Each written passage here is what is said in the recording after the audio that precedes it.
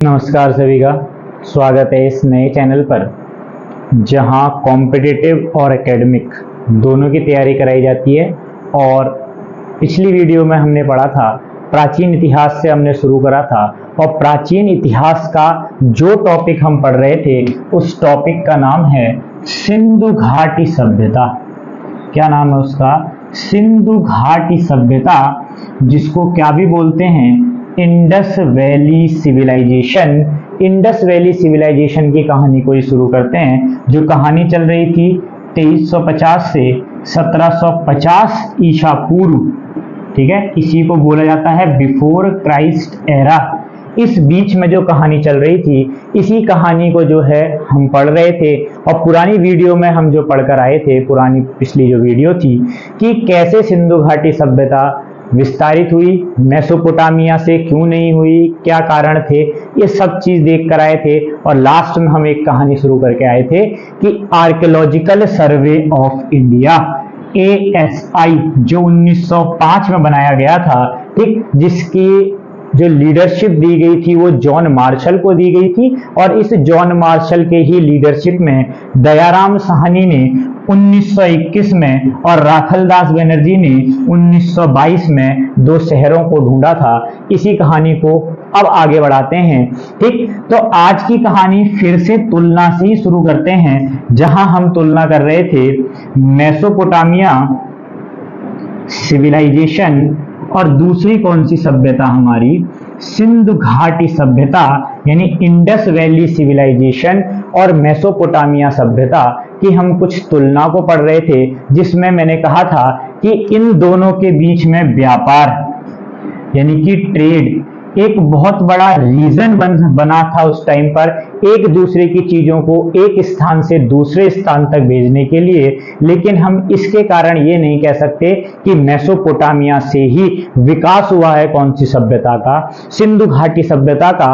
तो कुछ अंतर अब इसमें देखने को मिलते हैं कि जो मेसोपोटामिया की सभ्यता थी वो एक पितृसत्तात्मक सभ्यताओं में गिनी जाती है, और जो आपकी सिंधु घाटी सभ्यता थी ये मातृसत्तात्मक सभ्यताओं में गिनी जाती है।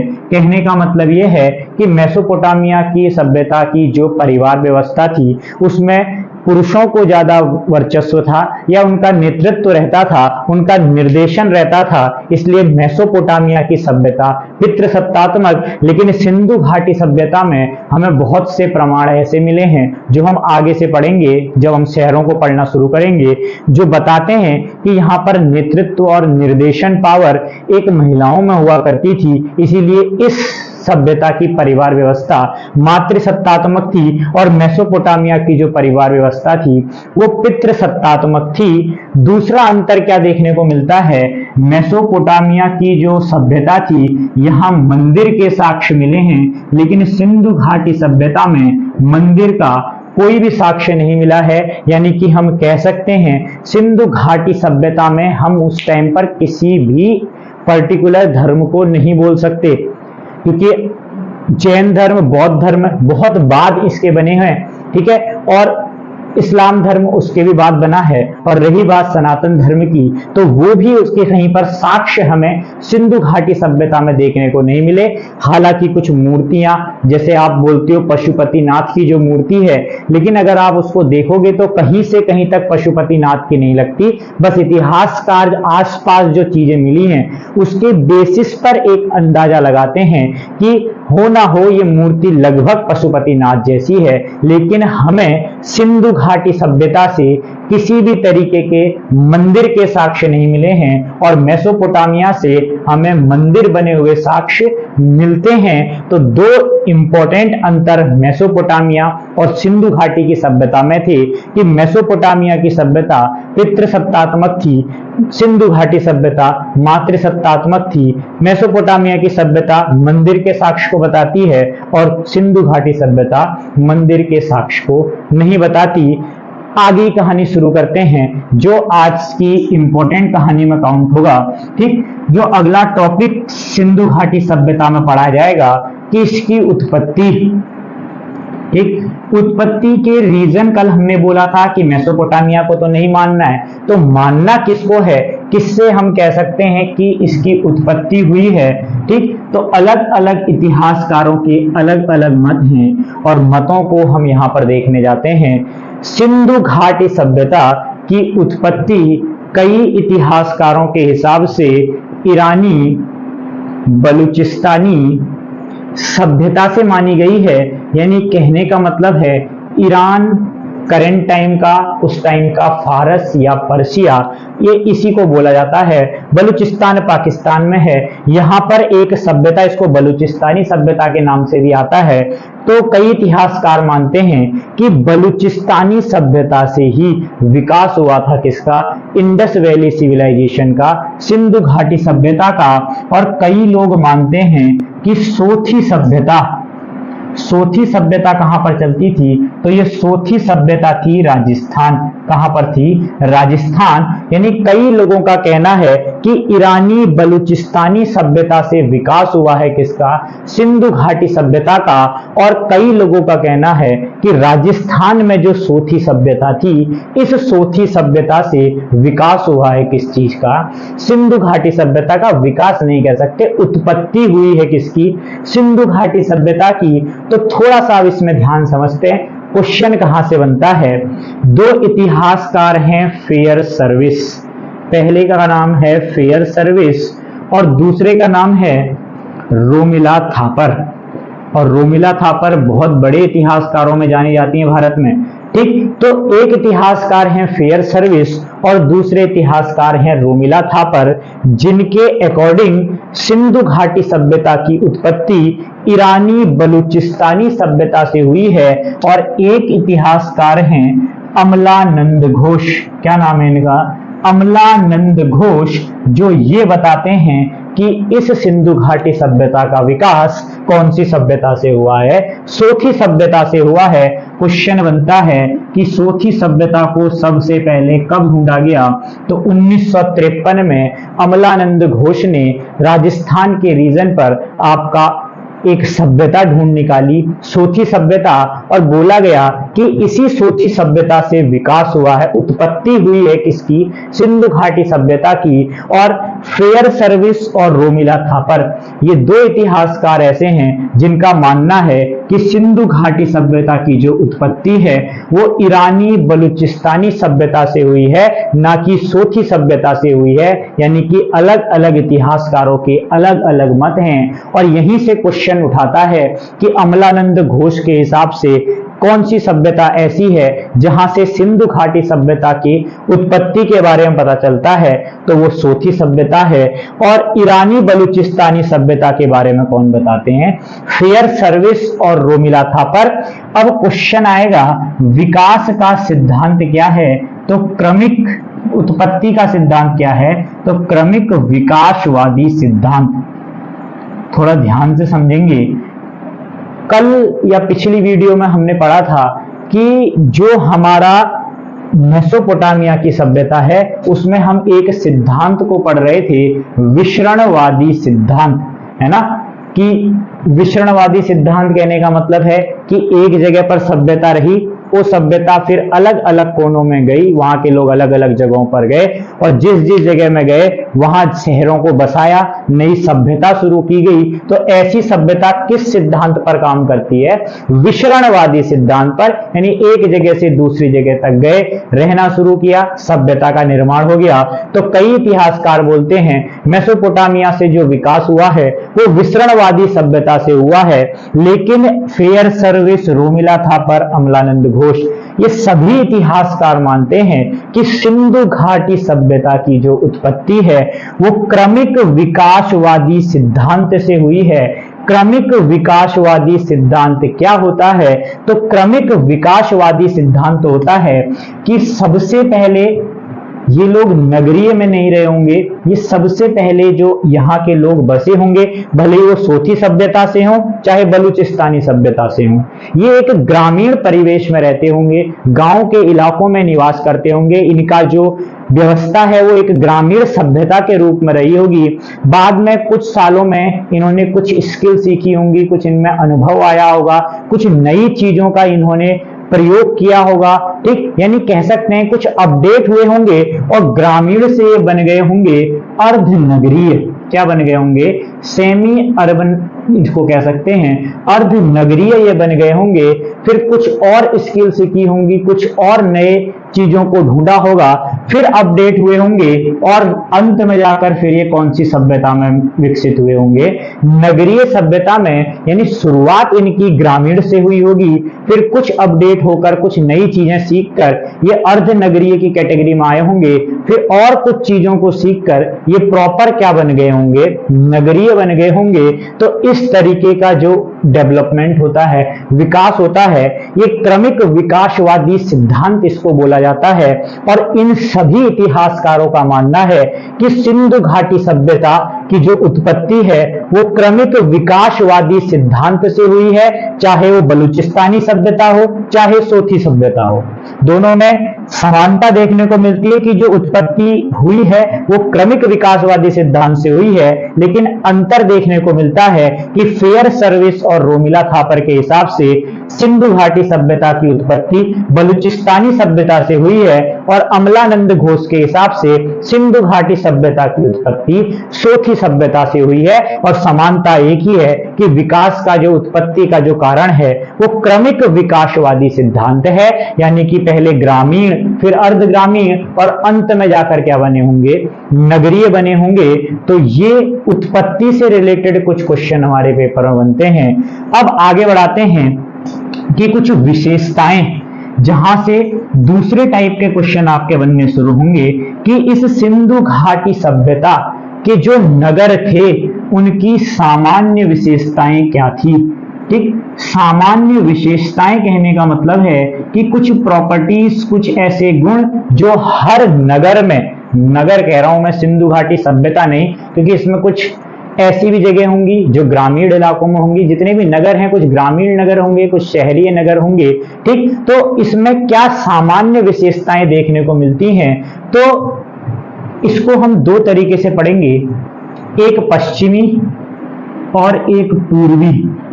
ठीक, एक ईस्ट का इलाका और एक कौन सा इलाका? हमारा वेस्टर्न रीजन। लेकिन ये सिंधु घाटी सभ्यता का ईस्टर्न वेस्टर्न नहीं है। ठीक, ये सिंधु घाटी सभ्यता का ईस्टर्न वेस्टर्न नहीं है, हर एक नगर का ईस्टर्न वेस्टर्न। कहने का मतलब है हड़प्पा अगर एक शहर है तो हड़प्पा का पूर्वी इलाका और हड़प्पा का पश्चिमी इलाका।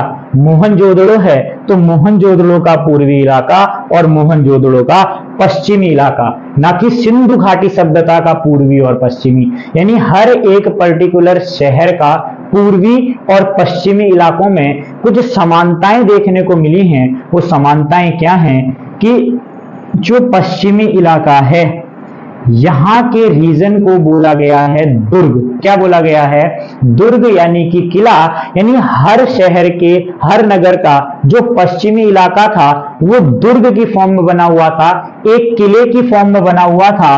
और जो पूर्व का इलाका था ये एक नॉर्मल, जिसको आप कह सकते हो नगर की फॉर्म में था, यानी कि एक नॉर्मल जैसे घर हुआ करते हैं, ये उस तरीके का हर शहर का पूर्वी इलाका रहता था।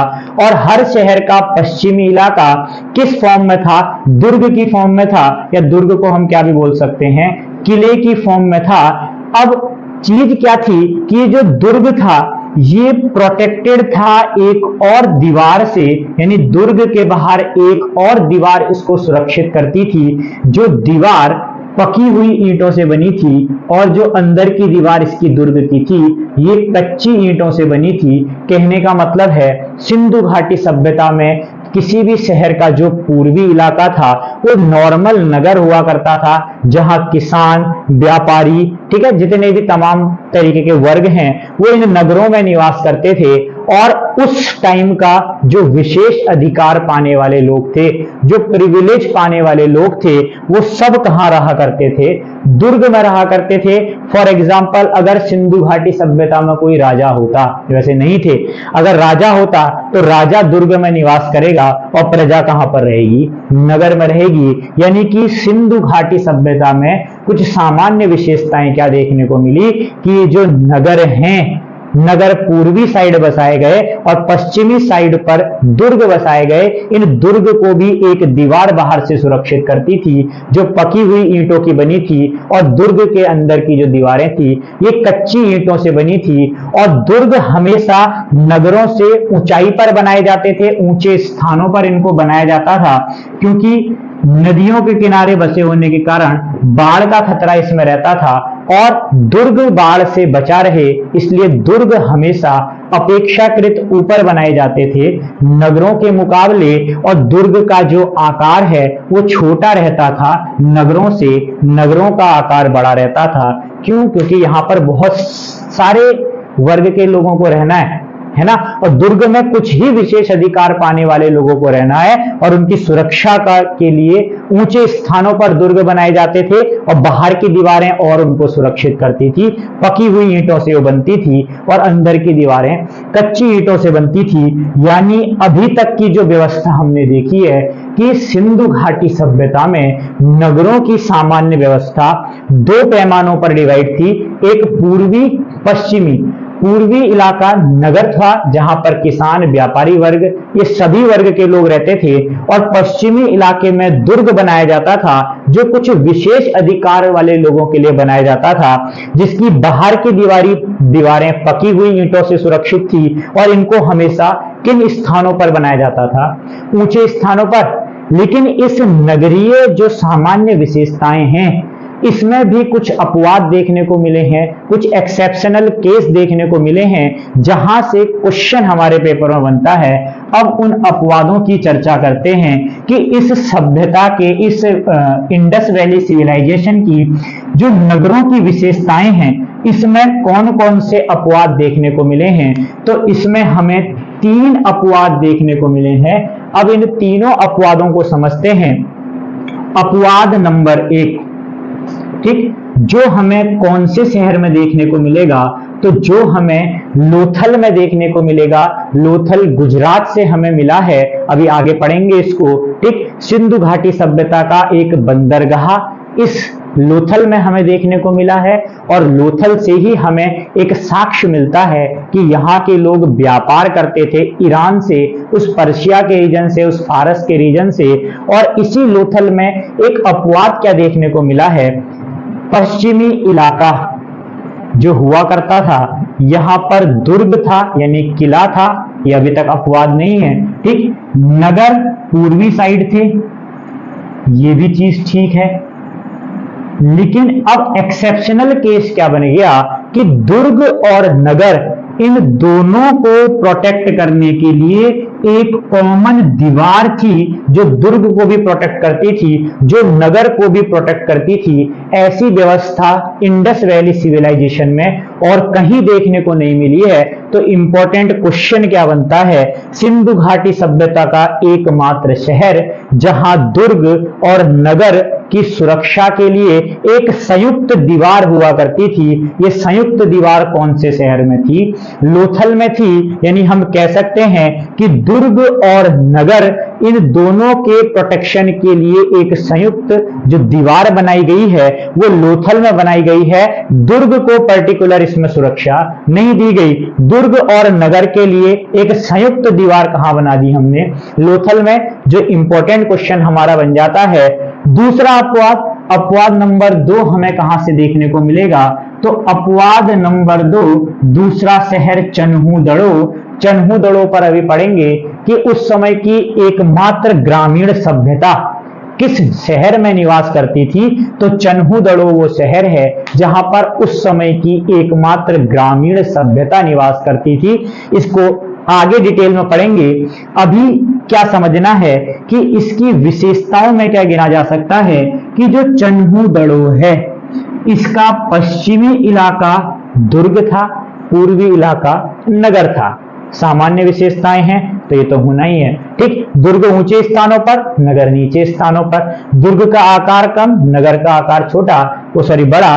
लेकिन अब चन्हु-दड़ो में अपवाद वाली क्या चीज मिली कि दुर्ग और नगर इन दोनों की सुरक्षा के लिए किसी भी तरीके की कोई भी दीवार नहीं बनी थी। यानी चन्हु-दड़ो सिंधु घाटी सभ्यता का एकमात्र ऐसा शहर है जहां दुर्ग और नगर की रक्षा के लिए किसी भी तरीके की कोई भी बाहरी दीवार उपस्थित नहीं थी। क्योंकि अभी हमने पढ़ा था सामान्य विशेषताओं में कि जितने भी शहर हमें मिले हैं उसमें पश्चिमी इलाका दुर्ग रहेगा और दुर्ग एक दीवार से सुरक्षित रहता है, और पूर्वी इलाका हमारा क्या रहता है, पूर्वी इलाका हमारा नगर रहता है जिसमें कोई दीवार देखने को नहीं मिलती है।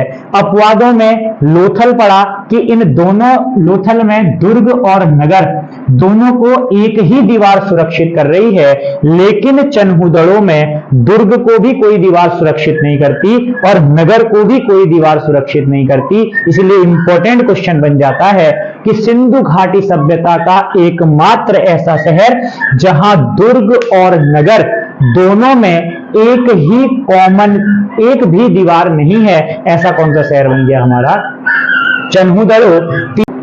और तीसरा अपवाद हमें क्या देखने को मिला है, तो तीसरा अपवाद धौलावीरा। शहर का नाम क्या है, धौलावीरा। इस धौलावीरा से तीसरा अपवाद देखने को मिला है कि दुर्ग और नगर इन दोनों के बीच में एक और सामाजिक व्यवस्था देखने को मिली जिसको इतिहासकारों ने मध्यमा नाम से समझाया है कि दुर्ग और नगर इन दोनों के बीच में भी एक सामाजिक व्यवस्था रहेगी, और वो सामाजिक व्यवस्था को क्या बोला गया है, मध्यमा बोला गया है। कहने का मतलब ये बनता है कि इसके भी कोई भी प्रोटेक्शन के लिए किसी भी तरीके की कोई भी दीवार इनको सुरक्षित नहीं करती थी, और दुर्ग और नगर के बीच में एक और सामाजिक व्यवस्था देखने को मिली जिस व्यवस्था को क्या बोला गया, मध्यमा। यानी कि इस सामान्य विशेषताओं के नगरों में अभी तक हमने 3 अपवाद पढ़े। जैसे कि हमने पहले सामान्य स्थिति क्या पढ़ी, क्योंकि फिल्टर करना चीजों को बहुत ज्यादा जरूरी है, वरना बहुत ज्यादा कंफ्यूज होता है, ठीक, कंफ्यूजन होता है। तो सामान्य विशेषताओं में क्या था कि एक शहर रहेगा, शहर का पश्चिमी इलाका दुर्ग और इसको प्रोटेक्ट करेगी एक बाहरी दीवारें, और एक सामान्य दूसरी तरफ पर नगर रूपी व्यवस्था में हमें चीजों को देखने को मिलेगा। अपवाद में क्या पड़ा कि जो लोथल है, लोथल में दुर्ग और नगर दोनों के प्रोटेक्शन के लिए, दोनों को की सुरक्षा के लिए एक ही दीवार हमें देखने को मिलती है, जिसको संयुक्त दीवार क्वेश्चनों में पूछा जाता है कि दुर्ग नगर की जो सुरक्षा थी वो कौन सी, या ऐसा कह सकते हैं कि किस सिंधु घाटी सभ्यता के किस शहर में दुर्ग और नगर दोनों की सुरक्षा एक ही संयुक्त दीवार करती थी, तो वो शहर है हमारा लोथल। चन्हु-दड़ो में दुर्ग था, नगर भी था, लेकिन इनमें सुरक्षा के लिए कोई भी दीवार बाहरी नहीं थी, और धौलावीरा में कोई दीवार नहीं थी बाहरी, लेकिन दुर्ग और नगर के बीच में एक और सामाजिक व्यवस्था देखने को मिलेगी जहां पर, जिसको क्या नाम दिया गया, मध्यमा। यानी कि कुछ ऐसी सामान्य विशेषताएं हमें सिंधु घाटी सभ्यता के बारे में देखने को मिलती हैं। अब इस कहानी को आगे बढ़ाते हैं। अब सिंधु घाटी सभ्यता के विस्तार की तरफ चर्चा करते हैं, क्योंकि विस्तार के बाद सीधे हम उन शहरों को पढ़ना शुरू करेंगे जिन शहरों को सिंधु घाटी सभ्यता में पढ़ा जाता है। फिलहाल एक और बेसिक पॉइंट हम अपना क्लियर करते हैं कि सिंधु घाटी सभ्यता का विस्तार कैसा था, कहां तक था, ठीक, क्या क्या इसमें चीजें रही हैं। तो सिंधु घाटी सभ्यता का विस्तार किस आकार में माना गया है, तो सिंधु घाटी सभ्यता का जो विस्तार है वो त्रिभुजाकार आकार में माना गया है। एक ट्रायंगुलर शेप जिसको आप बोलते हो, इस ट्रायंगुलर शेप में माना गया है किसका विस्तार, सिंधु घाटी सभ्यता का विस्तार इस त्रिभुजाकार शेप में माना गया है। त्रिभुजाकार कहने का मतलब है आपको जहां पर भी सिंधु घाटी सभ्यता देखने को मिलेगी उसका जो आकार है, जहां पर भी कहने का मतलब पाकिस्तान और इंडिया और 2 इलाके हमारे कहां के, अफगानिस्तान के, इन तीनों के रीजन को अगर आप देखेंगे, इन तीनों के अगर सभी शहरों को देखेंगे और अगर एक आप लाइन ड्रॉ करेंगे उन शहरों के आखिरी बिंदु से, तो आपको देखने को मिलेगा कि एक त्रिभुजाकार आकृति बन रही है। इसलिए हमने कहा कि सिंधु घाटी सभ्यता का जो शेप है, जो आकार है, वो त्रिभुजाकार है। और अभी करंट अफेयर्स में आपने पढ़ा होगा कि जो हमारा न्यू पार्लियामेंट्री हाउस है, जो नया संसद भवन है, वो भी किस आकार में बना हुआ है, तो त्रिभुजाकार में बना हुआ है। पुराना संसद भवन कब बना हुआ था या किस आकार में बना हुआ था, तो वो वृत्ताकार आकार में, सर्कुलर शेप में था। वो 1927 18 जनवरी 1927 को पुराना संसद भवन आपका उसका उद्घाटन हुआ था और 28 मई 2023 इस दिन जो है नया संसद भवन का उद्घाटन हुआ है। और वो भी कौन से आकार में बना हुआ है, त्रिभुजाकार में। फिलहाल इस चीजों को हटाते हैं और सिंधु घाटी सभ्यता पर वापस आते हैं और त्रिभुजाकार आकार इसका हमें देखने को मिलता है। विस्तार पर क्वेश्चन आता है कि सिंधु घाटी सभ्यता का उत्तरी बिंदु कौन सा था, सबसे दक्षिणी बिंदु कौन सा था, सबसे पूर्वी बिंदु कौन सा था और सबसे पश्चिमी बिंदु कौन सा था। यानी कि southern most point, northern most point, eastern most point और वेस्टर्न मोस्ट पॉइंट, यानी सबसे उत्तरी बिंदु, सबसे दक्षिणी बिंदु, सबसे पूर्वी बिंदु और सबसे पश्चिमी बिंदु किसका, सिंधु घाटी सभ्यता का। भारत का मत लगा के आ जाना। भारत का उत्तरी बिंदु इंदिरा कॉल, दक्षिणी बिंदु इंदिरा पॉइंट, सरक्री वालांगू अरुणाचल प्रदेश और सरक्री गुजरात, है ना।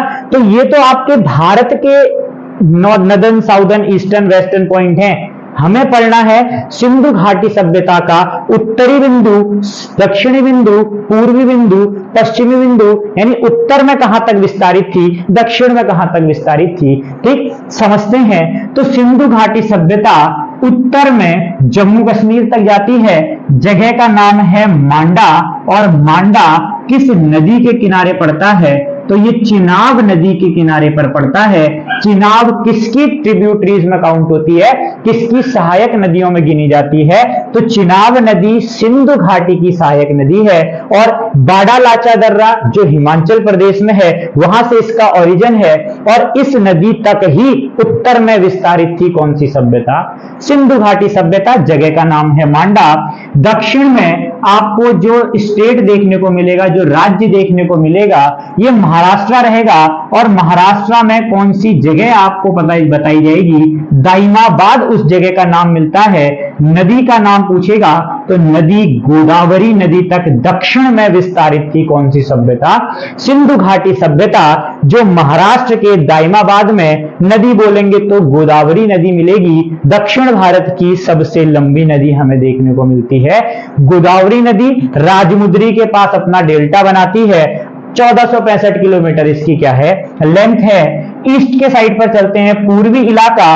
पूर्वी इलाके में उत्तर प्रदेश का आलमगीरपुर, कहीं कहीं पर आलमगीरपुर भी लिखा है तो कोई दिक्कत नहीं है। आलमगीरपुर और नदी का नाम है हिंडन नदी। इस हिंडन नदी आलमगीरपुर तक आपकी सिंधु घाटी सभ्यता पूर्व तक विस्तारित थी। और पश्चिम में आ जाओगे तो पश्चिम में आपको पाकिस्तान देखने को मिल जाएगा। पाकिस्तान का कौन सा इलाका, तो सूत कांगेडोर, जो किस नदी के पास पड़ेगा, जो दाश्क नदी के पास पड़ेगा। और इसी दाश्क नदी सूत कांगेडोर तक आपकी कौन सी सभ्यता विस्तारित है, तो आपकी सिंधु घाटी सभ्यता के चारों दिशाओं के जो अंतिम बिंदु हैं वो इसमें लिख दिए गए हैं कि कहां कहां तक विस्तार है।